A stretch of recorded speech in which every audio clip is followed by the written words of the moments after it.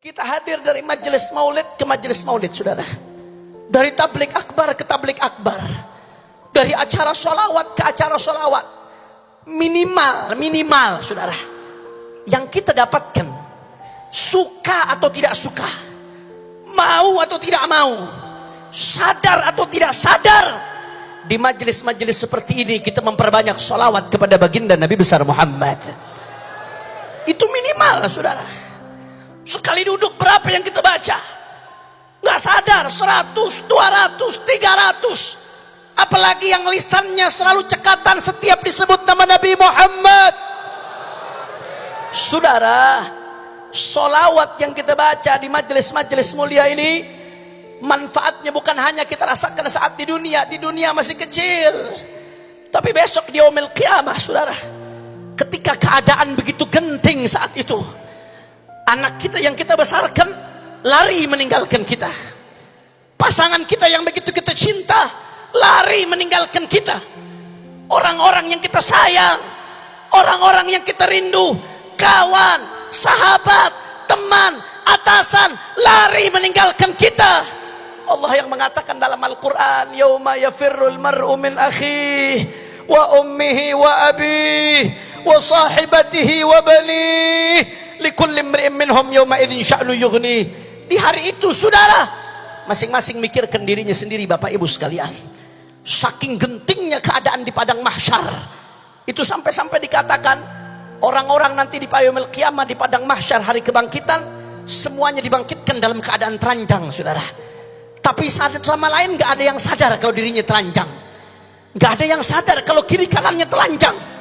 Bahkan dalam satu riwayat disebutkan, saking parahnya keadaan padang mahsyar, sampai-sampai ada orang yang minta kepada Allah, ya Allah, ya Rabb, segera percepat keadaan ini walaupun aku harus masuk neraka, saudara.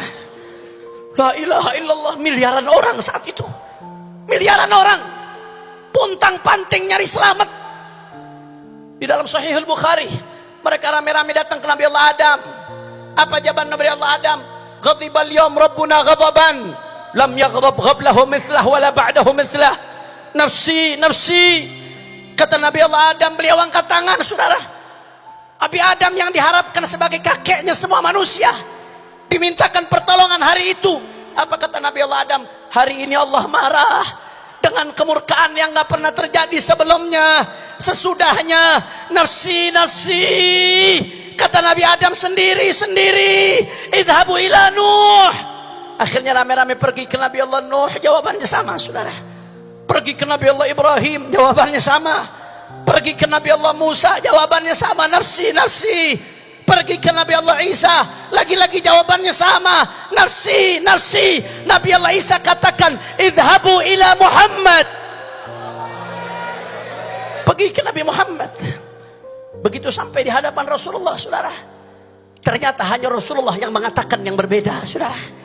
Ana laha, kata Rasulullah, aku yang akan ngasih syafaat, kata Nabi Muhammad. Akhirnya Rasulullah sujud minta sama Allah di bawah arsy-Nya Allah. Begitu Rasulullah sujud, Allah berfirman kepada Nabi Muhammad, ya Muhammad, irfa' ra'sak wasal tu'ta washfa' tushaffa. Angkat kepalamu, wahai Muhammad. Rasulullah sedang tersujud. Irfa' ra'sak, angkat kepalamu. Wasal tu'ta, minta. Apa yang kau minta akan diberikan. Washfa' tushaffa, minta berikan syafaat, karena engkau dapat kuasa untuk beri syafaat. Begitu mendapat jawaban itu dari Allah, saudara, Nabi Muhammad bangun dari sujudnya. Apa yang dikatakan Nabi Muhammad? Ummati, ummati. Kita semua yang disebut sama Nabi, saudara. Maka di hari itu, saudara, yang selamat yang paling dekat sama Rasulullah. Yang selamat yang bisa ngakses Rasulullah.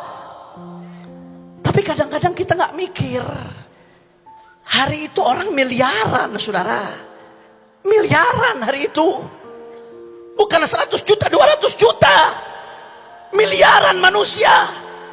Dari zaman Nabi Adam sampai akhir zaman. Saya kasih gampang logika yang sederhana. Kemarin waktu Sayyidil Habib Umar bin Muhammad bin Salim bin Hafid datang, mudah-mudahan beliau dijaga oleh Allah Subhanahu wa taala. Pengajian setiap subuh di Istiqlal, yang hadir hampir 50.000 orang. Jangankan mau salaman, deket aja susah. Itu baru puluhan ribu. Ini baru cucunya, bagaimana dengan kakeknya? Saya teringat waktu Sayyidil Walid Ayahanda Al-Habib Muhammad Rizik bin Husain bin Syihab, mudah-mudahan beliau dimenangkan perjuangannya oleh Allah. Ketika itu beliau datang dari Saudi Arabia. Lebih dari 1 juta orang jemput di bandara, saudara. Orang jalan jauh kiloan meter, saudara, orang jalan. Begitu sampai orang jutaan mau deket aja susah. Jangan kena salaman.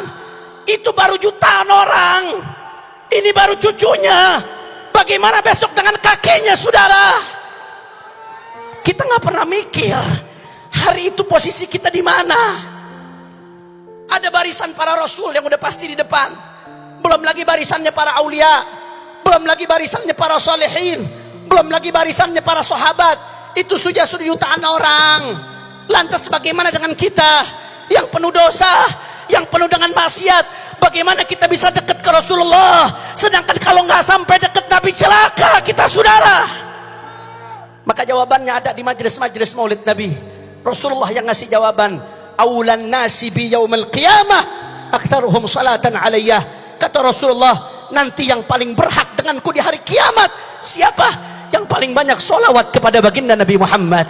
Saudara, jangan pernah Anda berpikir solawat Anda bertepuk sebelah tangan pada hari ini, saudara. Rasulullah sendiri yang mengatakan dalam hadisnya yang diriwayatkan Sayyidina Hasan ibn Ali bin Abi Talib, "Ainama kuntum fasallu alayya fa inna salatakum tablughuni." Dimanapun kalian, solawatlah kepadaku karena solawat kalian sampai kepadaku, kata Nabi Muhammad. Bahkan saudara, Al-Imam As-Sakhawi dalam kitabnya Al-Qaulul Badi' fi salati ala al-Habib Syafi', beliau meriwayatkan satu hadis. Hadis ini harus jadi renungan kita untuk salawat, saudara. Apa isi hadisnya? Di hadis tersebut disebutkan bahwasanya Allah menciptakan satu malaikat, saudara. Malaikat ini tugasnya khusus untuk mendengarkan siapa dari umat Nabi yang sholawat, saudara. Setiap ada umat Nabi yang sholawat, dilaporkan ke Rasulullah. Ya Rasulullah, fulan ibn fulan yusallim alaik. Dilaporkan, ya Rasulullah, redaksinya seperti ini. Fulan ibn fulan, fulan ibn fulan sholawat kepadamu ya Rasulullah. Nama anda, nama ayah anda, setiap sholawat disebutkan depan Nabi Muhammad. Itu kalau satu di absen depan Rasulullah. Bagaimana kalau 5 kali?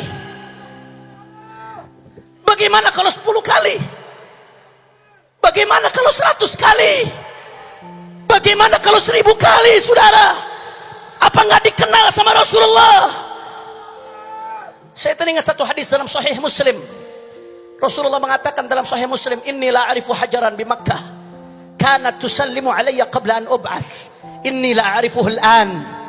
Kata Rasulullah, setelah Rasulullah diutus, setelah Rasulullah hijrah, kata Rasulullah, aku ingat ada satu batu di Makkah. Batu Makkah, Bapak Ibu sekalian, Makkah itu isinya gunung batu. Mudah-mudahan semua yang ada di sini bisa haji, bisa umrah, bisa ziarah Nabi Muhammad. Tapi Nabi mengatakan, aku ingat ada satu batu di Makkah. Batu ini dulu sebelum aku diutus pernah salam kepadaku, kata Rasulullah. Batunya salam kepada Nabi Muhammad. Apa kata Rasulullah? Ini udah puluhan tahun berikutnya, belasan tahun berikutnya, kata Nabi, "Inilah arifuhul an." Batu yang belasan puluhan tahun lalu sekali mengucapkan salam kepadaku, aku masih kenal batunya. Saudara, batu benda mati salam sama Nabi, dikenal sama Nabi, diingat sama Nabi. Bagaimana umatnya yang dirindukan Nabi Muhammad? Ya Rab, ya Rab, ya Rab.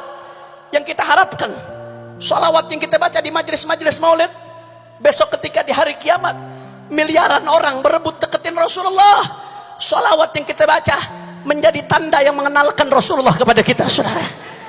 Mudah-mudahan jadi tangga kita dikenal sama Rasulullah, dikenal sama Rasulullah, jadi sinyal yang nyambungkan kita dengan Rasulullah.